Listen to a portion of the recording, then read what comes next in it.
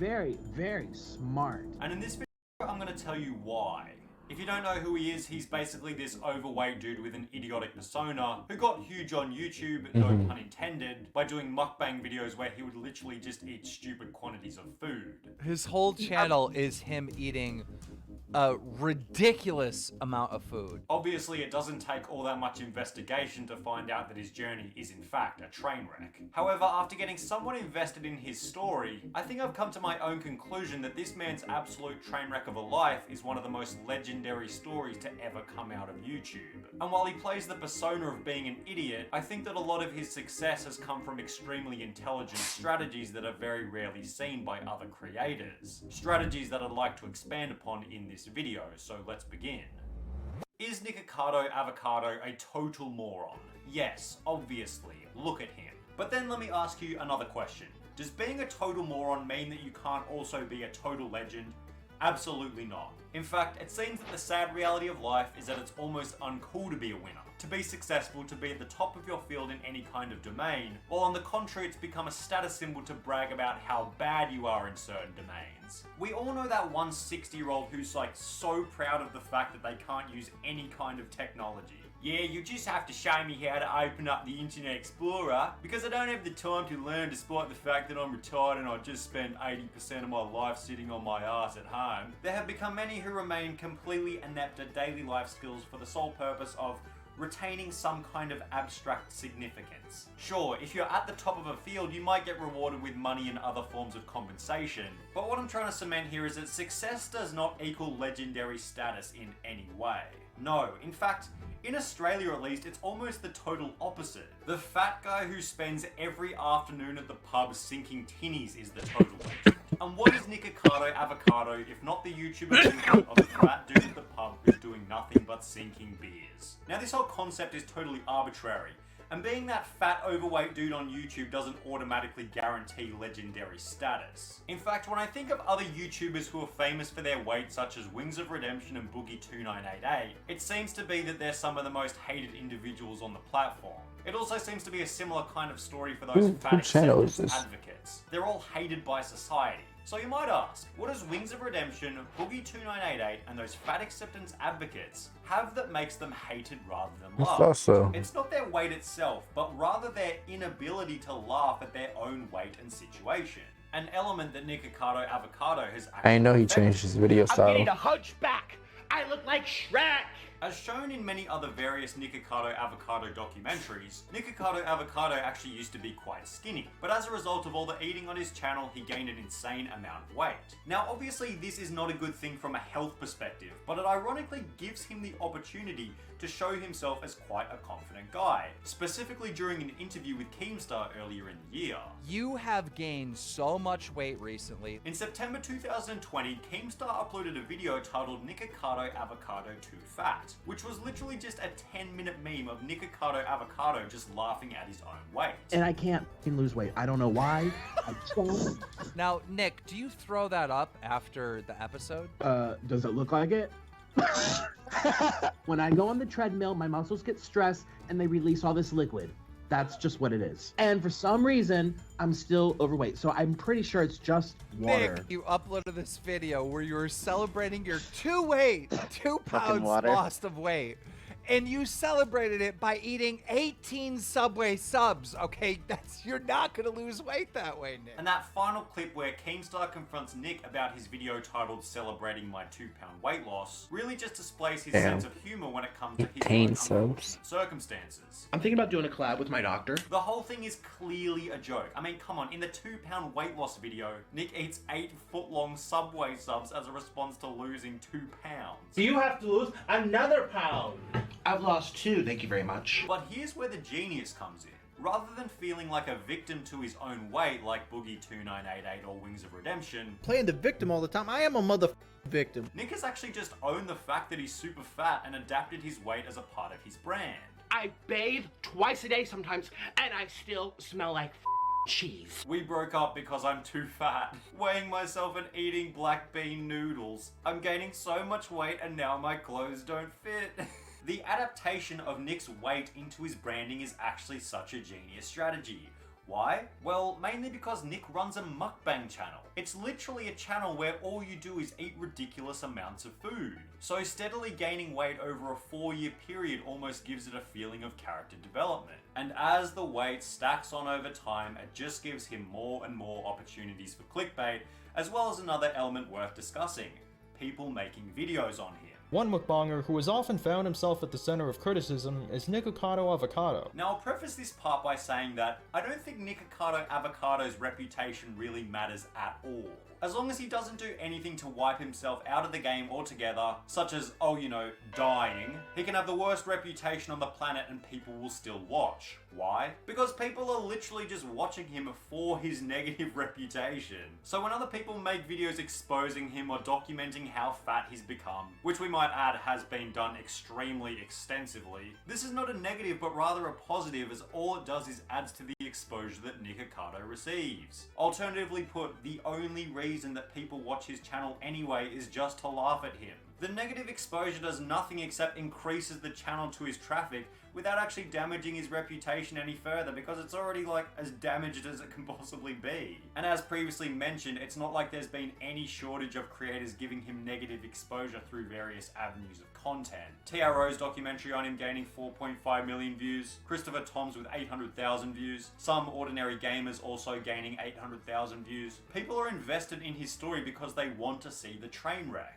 Therefore, people making videos about his train wreck life are not a negative, but instead a positive. And ironically, all the negative videos actually make his life worth following, as well as provide an element of likability. His whole channel is set up for people to laugh at him and for him to be the whipping boy of YouTube. And everyone loves that person. We love the dude who we can just rip on and they literally don't care. We love them way more than the dude who gets butthurt about every single little joke you make about them, like Wings or Boogie. We have respect for voluntary whipping boys because they're rare. It's a seriously uncommon person who can laugh at themselves and their own flaws. And it's an even rarer person to set up their entire life around being that whipping boy, which is why NIkocado Avocado gets my respect in that aspect. Now, another thing that I see a lot of people talking about is how unhealthy the relationship between NIkocado Avocado and his boyfriend is. Stop! Or an empty container. Ow! Ow! You're fat.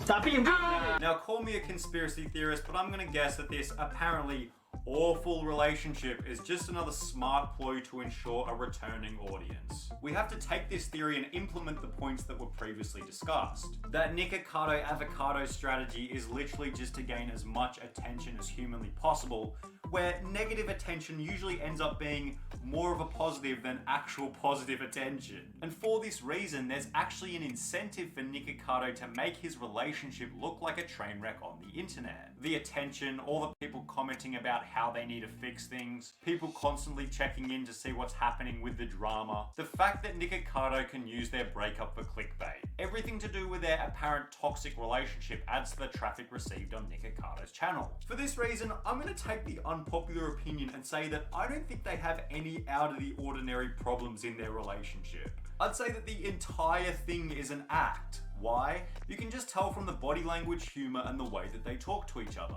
Now, I'm probably getting out of my domain here talking about relationships because, I mean, look at me, I'm practically a Reddit mod for the incel subreddit. But I don't think a genuinely toxic relationship has this much communication and humor towards each other. Toxic relationships seem to be where neither party talks to each other, there's no communication, and the general vibe is that they constantly have their hands around each other's throats. I don't think a relationship is all that toxic if you can constantly joke about dumping each other because you're too fat. Or than left me for being too fat.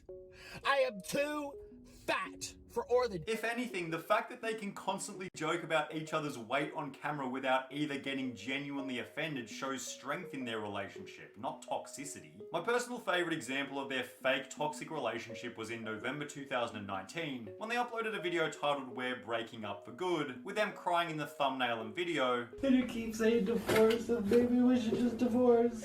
You keep saying it over and over. Then 2 hours later making a new mukbang video while literally wearing the same clothes as in their breakup video. But literally, we just got done filming a video 2 hours ago, and we were screaming and crying, and I edited out all of it, and I just left the crying part because I don't even know what to do. Now guys, you couldn't even go to the effort of changing your clothes for recording the second video 2 hours after having an emotional breakup. You're not only on good terms again, but also filming another video together. Clearly their relationship isn't exactly on the rocks. But this whole aspect is just another element of NIkocado Avocado's genius. He knows people are gonna call him out for it. He knows that people will comment on it and boost the engagement. He knows exactly what will get a response and continues to churn it out over and Bro, that checkers look so fucking good. I want some checkers now.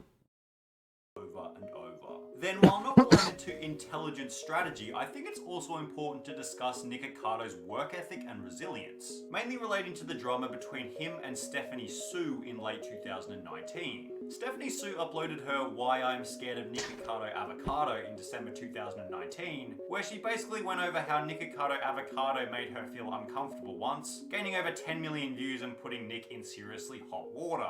Now the impressive part about the drama to me was that Nick literally just didn't even slow down on uploading despite everything that went down. After uploading a response on the 31st of December, Nick uploaded videos on the 2nd, 4th, 6th and 8th of January as if nothing ever happened.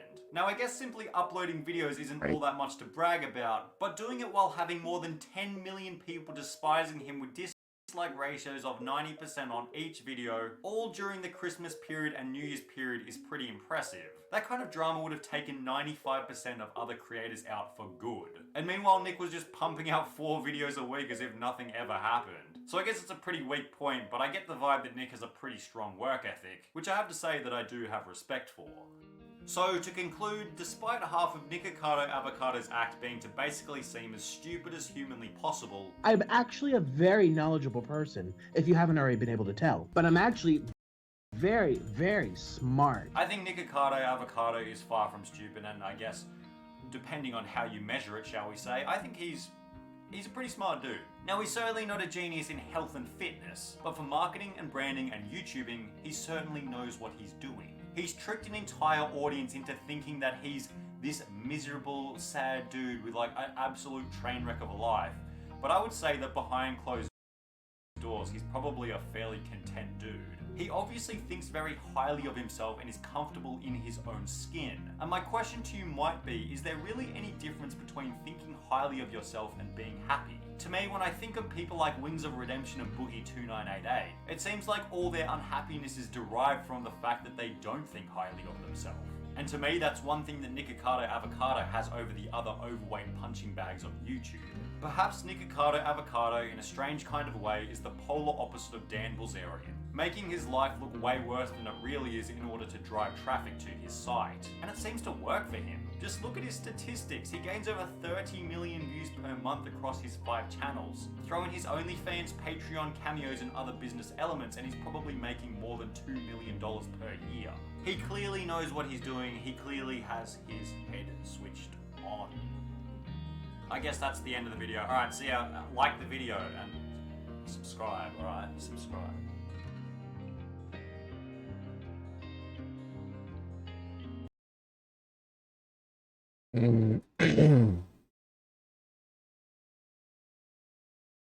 Shit.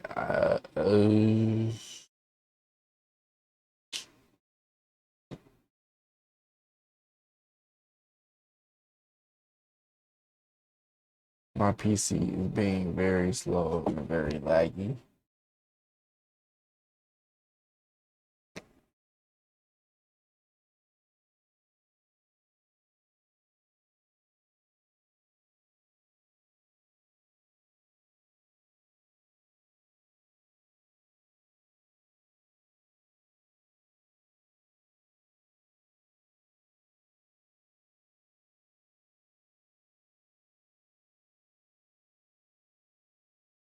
Alright, subscribe.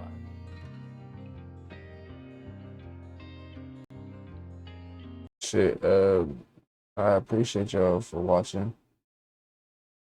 And I'll see y'all next stream, probably later today or tomorrow for sure, but if not later today, definitely tomorrow. Yeah, for sure. See y'all next time. My name.